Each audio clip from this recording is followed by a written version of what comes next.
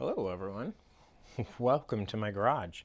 Today we're going to be looking at my Brown's gas generator that I have been working on for the last week or so. I started to make a video on this and then my SD card got full. My machine's kind of been half assembled, half disassembled. So I am going to just open it up for you guys real quickly and then I'll show you what it looks like on the inside and what I have changed on it. Now, this all started just out of curiosity. I've seen a lot of stuff about Brown's gas. I've listened to a lot of George Wiseman. He's kind of one of the biggest guys you hear talking about Brown's gas. But there is a lot of medical research and stuff talking about hydrogen properties and all of this stuff. And I just got curious. I wanted to know if there was, anything to it, and I didn't want to spend a couple $1,000s on a machine just out of curiosity. So I decided to try and build my own machine. Now this is the second attempt at this. I made a dry cell machine. You can probably go back and see some of my videos in the past of that machine. Unfortunately, I went on vacation and forgot to turn the machine off, so it ran for a week solid and kind of imploded on itself. I've been working on rebuilding the machine, that dry cell. I took it all apart, I cleaned it, but you can see that there was areas where it ate through the plates, and my acrylic, I don't know if you'll be able to see it, it got deformed. So I don't know if the machine, if I rebuilt this cell with those same parts, I don't know if it would actually seal correctly. You can see there's a lot of pitting and stuff where stuff was happening.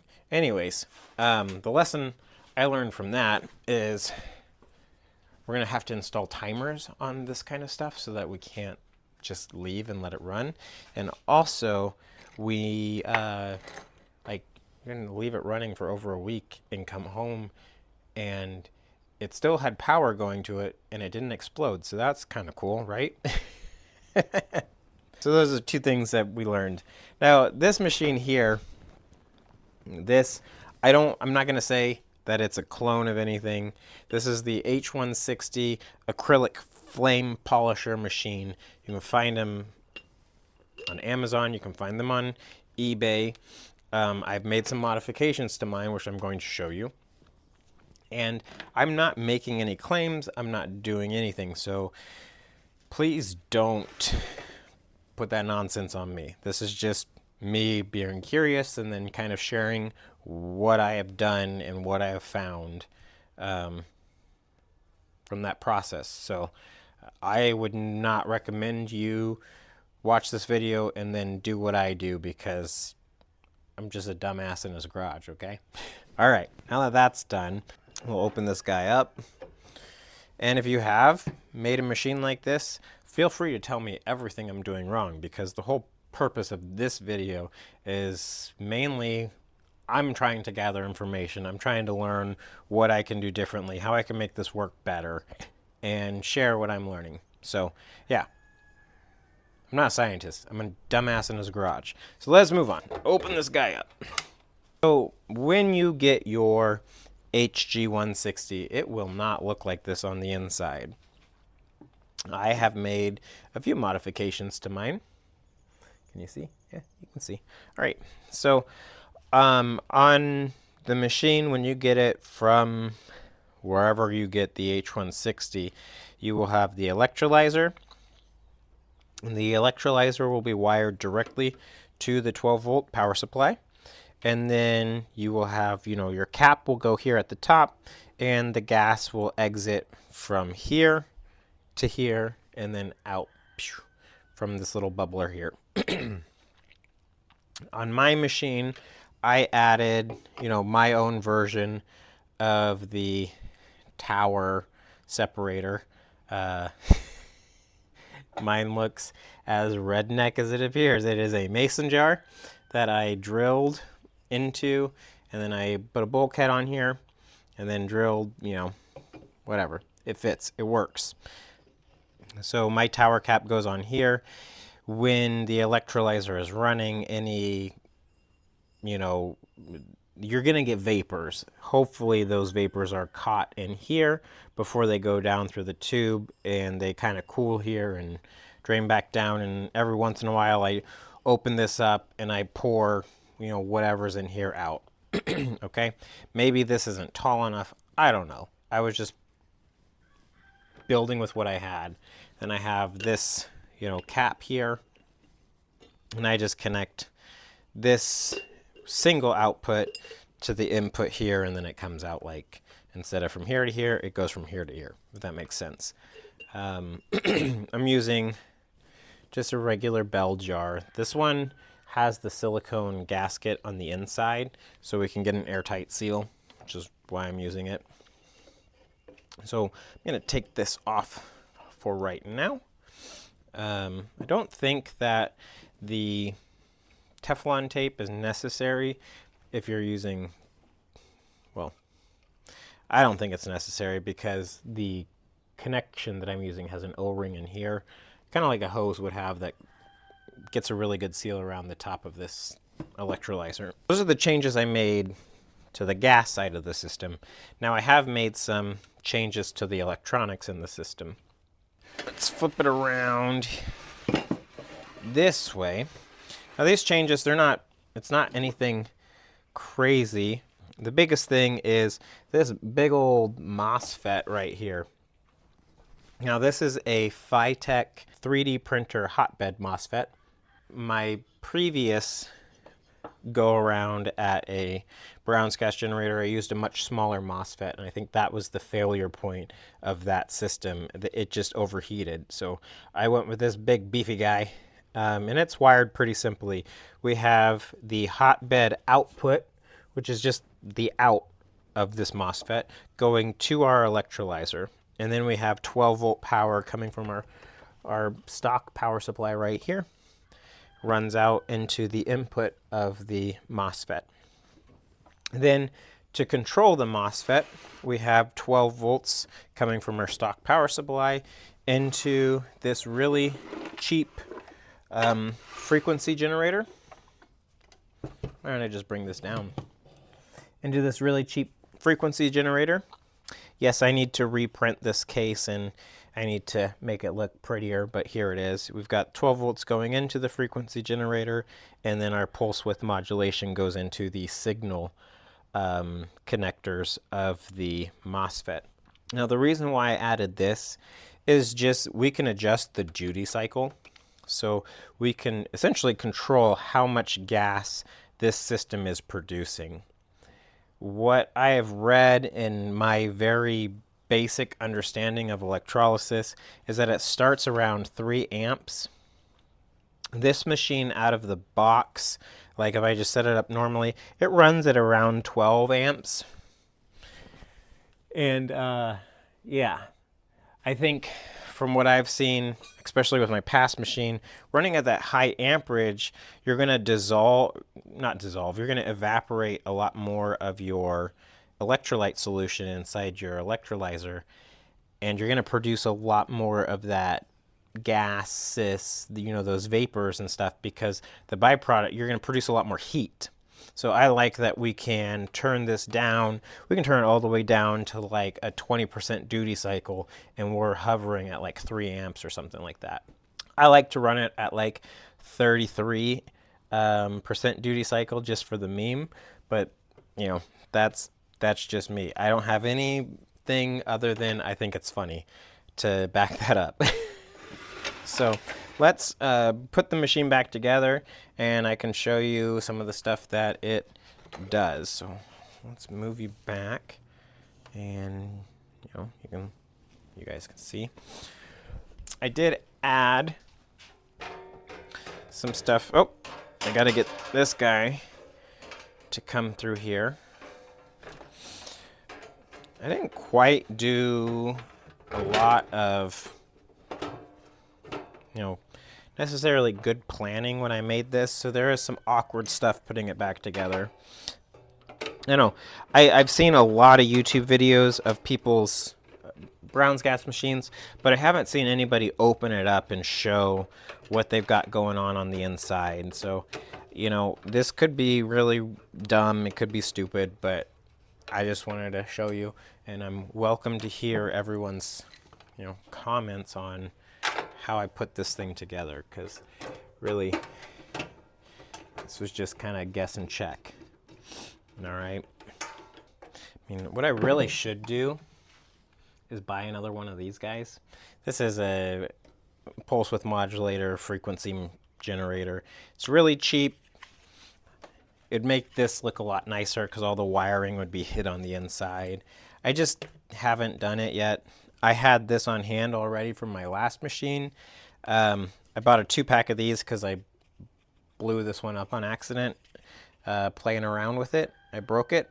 So I ordered a 2-pack just in case I would break some more, and I didn't break them, so I just have been using them. But really I should switch to something like this and just cut the hole for it and make it look pretty. It's on the to-do list, possibly. I don't know. If I was really cool, I would learn how to do the transition where I snap my fingers and it's like all put together. But if you've watched any of my videos, I know absolutely nothing about video editing, and I just find it difficult. I don't know a lot about anything, actually. I know a whole lot about... Wait, how would you phrase that? I know a whole lot of things about a lot of different things, just not very much about individual things, maybe? I don't know. I'm just talking to myself at this point. There are 12 screws that hold the shroud onto the machine. What's that movie? A Princess Bride, where I'm like, my machine. I don't know. Is that even in the movie? Isn't that what he calls the thing that kills Wesley? I don't remember. All right. So I 3D printed these little cups here. So, you know, don't judge me. Come on, guy. If I was smarter, I would have mounted this one in a spot where I didn't have to take it off to get the shroud off. But I don't really take the shroud off very often. I don't know why I'm tightening those ones. They're already tight. I don't take the shroud off very often. I just took the shroud off so I could show you guys what's going on the inside of the machine. Want to top the machine off with some electrolyte solution. Woo! This is just electrolyte solution. On the AC50, George Weissman, you know, he talks about reusing the electrolyte solution. So this is some of the first solution I've used, and then when I clean the machine, I just dump it back into this jar. There we go. We are full. Didn't need that much, just a little top off. Back over, yeah. Now that we got the machine topped off, don't be like me, you know. Lye is, I don't know, some people on the internet, they claim that it's really, really, really obviously be smart with it, okay? But I don't think that lye is especially the amount of lye that's in this water, if you get it on your skin, it's a little unpleasant, but people being lye melts bodies, I don't know about that. We have a bunch of lye because we make soap, and you get a little bit of lye on your hand, you go wash your hands, and it's you've got some soap on your hands. That's what it feels like. All right. So we got our tower cap. We got this guy in. We are assembled. Ow. Dang it. I bonked my head. That really hurt. Okay. Let's do some fun stuff. I'm not going to say that this stuff isn't dangerous, but it's not like some people act like you're like really doing like creating a bomb. All right, I'm gonna light our torch. I don't know if you can even see the flame, but it's very small. And it can, you know, cut through stuff. This is just the lid to like a spaghetti sauce.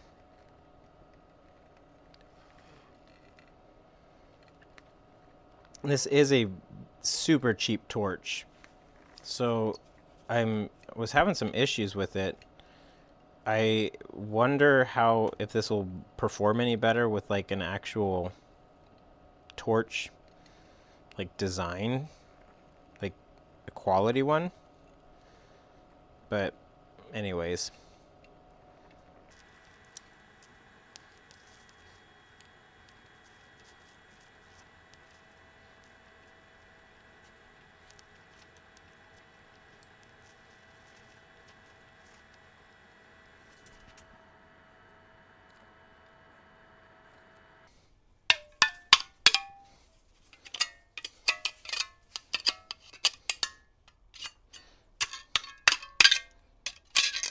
I mean, that's really thin, but it can, you know, he does make a torch. Like, it's possible. You know, I held the torch on this little aluminum piece for a long time. It kind of did a little thing on there. It's really easy to use, you know. I would like to try a new torch out, but like it just don't breathe that, okay? Yeah, it can just burn stuff. It's kind of cool. Yeah, get out of here. So, you know, that's the Brown's gas torch. Like I said, I would like to try an actual like jeweler's torch to see if that makes any difference. I think that this one is really cheap. It feels really cheap, and I think I've already like messed up the tip of it. Then we have our bubblers here, and this is if you were going to use it for like any, you know, you were going to breathe it or something, which I'm not going to recommend that just because, you know, I'm just a dude in his garage. But that's what I have the 3D printed cup holders for. So the gas comes out of the tower down into this first bubbler, then it goes into this bubbler, and then it would go into this bubbler, and then your output is here. I don't know where the battery died. So here's the Brown's gas machine all, you know, put back together. This is running at 432 hertz at 100% duty cycle. We get quite a lot of gas coming out, it seems like. That's running at 11 amps. Like I said, I like that I have the ability to drop it down to something like, you know, 33% duty cycle. It slows down the flow of gas. It reduces the amount of heat that the electrolyzer is going to put off, which in turn is going to stop the amount of like electrolyte solution evaporating out because there's not going to be as much heat, if that makes sense. So anyways, that is my machine, how I designed it. Again, I'm just a dumbass in his garage, playing around, having fun, trying to learn. So please don't hold me responsible for anything. I don't advise you to try and replicate what I did or anything like that. It's just my little disclaimer there. It's just more of a curiosity. It's really interesting that you can, you know, pretty easily take water and turn it into a combustible, fuel or whatever. It's kind of cool. You can burn stuff and whatever, maybe for jewelry or something. I think is what they're originally for, or acrylic polishing. It'll get rid of, blemishes in acrylic. Yeah. So, anyways, I'll see you guys later.